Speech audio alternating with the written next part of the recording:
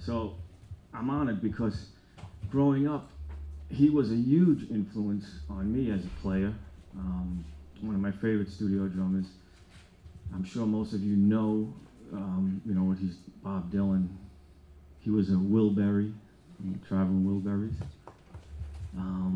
He's played on most of George Harrison's solo records, most of John Lennon's solo records. Yeah. He played with Ringo at Bangladesh, and he'll tell you that story, how that came about. We'll talk a little bit about that. But I'm not going to take up too much time because I want to bring him up. It's my honor, Mr. Jim Keltner.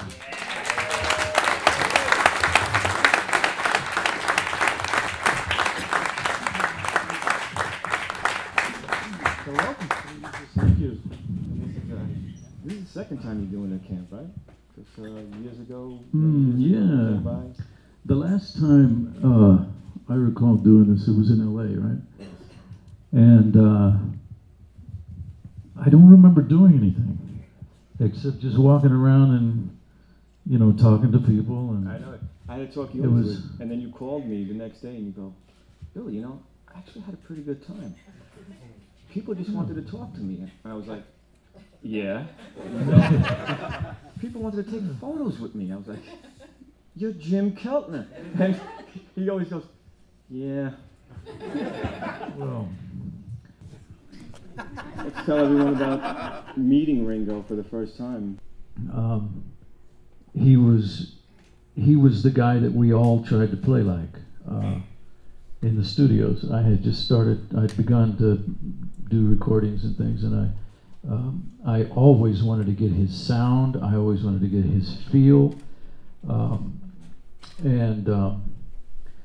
many of the people that I played with in those days were not John Lennon and the Beatles. So it was hard to do. It was hard to sound like Ringo when you weren't playing with the Beatles. That's the first thing I discovered. But anyway, Ringo will always be one of my big heroes. And then you got to play with him at Bangladesh. Yeah, and then playing. Well, what the story I heard was that George asked him, and he said, "Well, I'll do it if Jim does it." Please let me say this right now. I hate double drumming. I tell people all the time, drumming, it's not necessarily what you play or even how you play it. It's the space between the notes. It truly is what's not played. That sounds cliche and everything, but it's so true. It's completely true. So when you have two drummers, if you have two guys that are sensitive, then you don't get the real drummer there. You don't get the real guy here. Sometimes, some nice little things may happen, and I've been fortunate to be a part of that. With Ringo. With Ringo, I told Ringo many times. I said, "You're the only. It's the first time I played double drums with Ringo," and I said, "And that's the only time that it really ever worked for me." I guess because that concert was so huge, and everybody saw that, and then at that point, you were the double drummer. Yeah. Well, then there was Mad Dogs and Englishmen, and Jim Gordon, who was also one of my heroes. But with Ringo, playing with him especially at Bangladesh, what I did was I said, okay, I'm going to watch his hand. I told him the things that I was going to do, and he didn't want to hear it. He was everything I would say. He'd say, no, just play and do, And I said, no, I got to do it. So I watched his hand, his right hand, and to me, his hi-hat playing was the crux. That was Ringo Beatle feel, the way he played the hi-hat. And there was no way in the world that I was going to play a hi-hat and mess that up, interfere with it in any kind of way. So I did not play hi-hat hardly at all. That's the first thing I did. And then as I relaxed, I realized that we had a very similar heartbeat. He played kind of slightly on the back side of the beat, and I realized that worked for me because I did too. And the reason why I did was because I listened to him. what you're talking about was I have a lot of people over the years that have said to me, "You don't look like you're playing when you're playing," and I don't know. It's always been a little disturbing to me because it just. But that's one of the reasons why I can't stand to watch myself play either. I hate seeing myself. YouTube everywhere in the world nowadays, you see yourself too much, but it's because we can't all be like Steve Gadd and look cool when you're grooving. Like you're grooving. Jeff Porcaro, God bless my little brother. Beautiful when he played. But me, I'm playing like this. It's all down here, and I don't know why. It's not soft. I mean, it's still. Yeah, I mean, I can hit hard, but the thing is that I think what it is I'm down here like this, and I'm trying to get off as quick as possible. I don't want to be slamming in, and it's like the thing with the bass drum too. My good friend Vinny Colaiuta, who maybe some of you will know, I love Vinny. Vinny is world class from another planet. He plays pretty much for the most part. He slams into the bass drum and stays there. And so if he does that, then I'm never going to say that that's wrong. It can't be wrong if that's what he does. Say take it off the beat. Right. So because other people will say no, the only way really to do it is to go in and get off quick. Again, that's strike and release.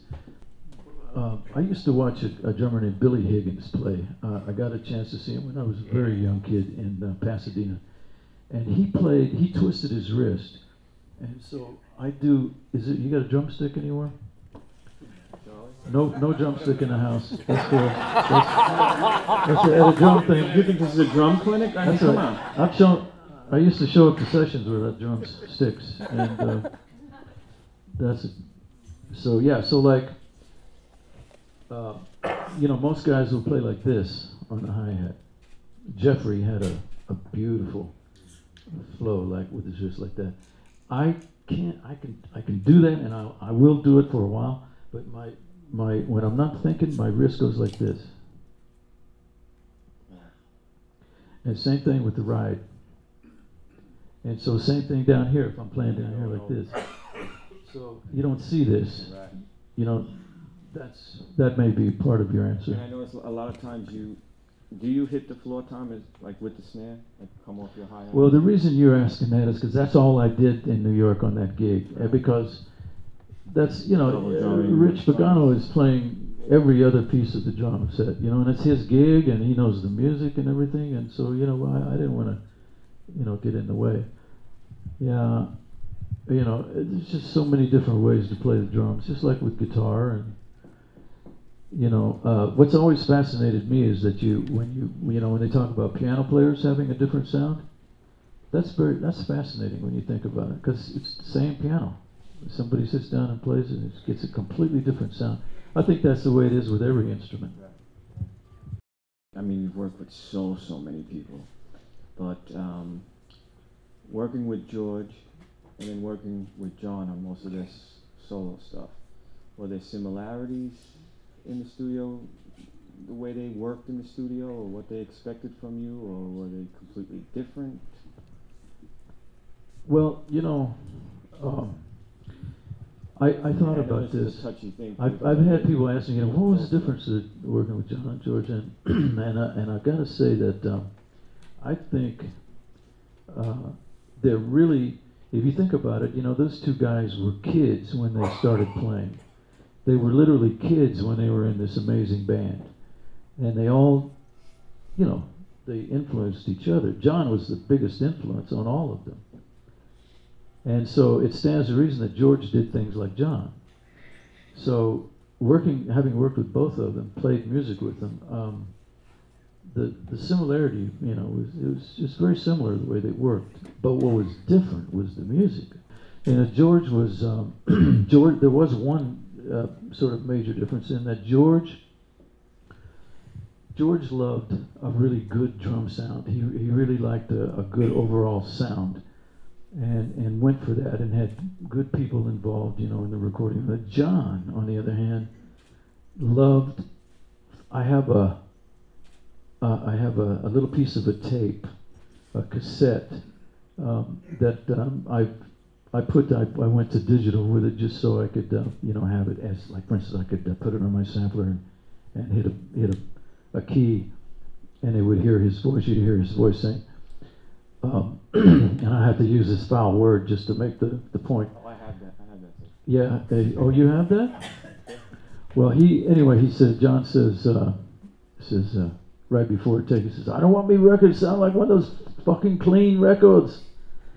And you know, I just, when he said that at the time, I mean, I'm living that right now. I can hear him saying, and when we went in to hear the playback, you know, you could tell that they hustled in the room. They wanted to try to do something. They didn't want it to sound normal when he came in there. Weird. He just wanted anything. He did not want his guitar to sound like a guitar, and he loved it when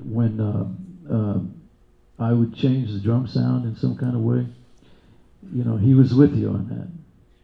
He was like Miles Davis on Kind of Blue. There's a great book called Kind of Blue by Ashley Kahn, the great jazz journalist. And he says, the engineer, he's documenting all this great stuff that went on during the sessions of Kind of Blue. And he says, the engineer told Miles at one time, he said, there's a rattle coming from the snare drum. And Miles said, that's all right, it all goes with it. And I said, you know, that's Miles Davis saying the exact stuff that you're supposed to say, you know. That's why Miles Davis is a genius and my favorite philosopher of all time. Bob Dylan song, Knocking on Heaven's Door. Knocking on Heaven's Door was to me, that was 10 o'clock in the morning, which was brutal in those days. 10 o'clock in the morning was hard. And that was the movie, right? That was yeah, it was Sam Peckinpah Films, you know, Pat Garrett, Billy. Yeah, and Russ Kunkel played on most of the other parts of that sounds. I played on the Knockin' on Heaven's Door, and I played on several of the other underscoring bits, but Russell did most of the other stuff. But when Bob's voice started singing, Bob had a cold that day, and Bob Dylan has a voice, I think, that you either love or you hate. That's what I've come to understand over the years. I've always loved this man's voice. It's just, I think it's incredible, and there's no other voice in the world like it. He starts singing this song, and with a cold, there's a little bit of a vulnerability that would not be there if he was like all fresh and sounding, you know, seriously good and everything. So he's singing these words, "Mama, come take these guns from me." And on the screen, Katie Gerardo, who was a beautiful Mexican actress, she's crying because her guy, Slim Pickens, is dying at the edge of the river. And, you know, it doesn't sound very emotional here in this spot, but at that time, I'm playing and I'm listening to his voice, and I got a great headphone mix, and I'm watching the screen, and I just started crying. I've found that I'm a very sensitive cat, and maybe that's why I play the way I do. When everyone goes home, gets settled back home, get that Bob Dylan song and listen to that song, and remember what he's saying right now, and then just listen to that Well, song. I'm crying when I'm playing that song. So that take that you hear that's me crying and playing. And it was one of the first times it was the very first time that happened to me. I didn't realize you could cry and play at the same time. We were doing the Cloud 9 record. I stopped for a second. I thought, God, what is going on here? Why am I here? And what is this? How could this be happening? It was one of those kind of things, really. I mean, you got Roy Orbison, you got George Harrison, Bob Dylan, Jeff Lynne, and Tom Petty. And those are all like some of my favorite people, favorite music, and then plus they're all, what was great about the Wiiburys was their love for each other, their love and respect for each other. That's truly what it was. But anyway, but George and Jeff would sit around talking about wallabies and willoughbys and wannabes and stuff, and I'm listening, and I'm trying to go, and And then, so then at one point they said something about Wiiburys, and that stuck. And then they put it together. And then I couldn't believe it when he said that they were going to get Bob involved. It turns out Bob was the first one to go, yeah, I'm in. But they all did because of Roy Orbison. They loved Roy Orbison over the moon. I mean, and to know Roy would be, you'd know what I mean. He was a fantastic man. I always told him that, I said, you remind me of my dad. And I don't mean any disrespect, you're not as old as my dad, but you remind me of my dad. And he said, and I said, and you're a Texan. And my dad is an Okie, a great Okie man. And he said, yeah, but I was born on the border of Texas and Oklahoma. And I said, well, that's it then. That's where the accent comes from. It's just like my dad's, same kind of attitude. And so they, and then Roy's voice, And then I don't know, I guess this is time to tell that little story. I've told this story many times, but we were doing a video shoot, one of the songs, and the guys are all smokers. Every one of those freaking guys were smoking cigarettes at the same time in a little bus at the front. And I'm going, I had just quit. I quit a while ago, and I'm choking to death, and I go, oh, gotta get out of here. So I left, and I saw that Roy was sitting by himself in the bus up ahead of us. So I went and knocked on the door, hey, come on in. So I sit down with him, and we started talking, and I said, he said, this is fun, isn't it? And I said, Roy, it's fantastic, man. These guys, that these guys would not be here if it wasn't for you. And I said, all they want to do is just listen to you sing all the time.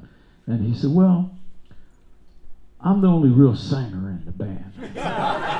The other boys are all stylists. And I said, I laughed, so I said, God, that's fantastic. Should I tell him or not?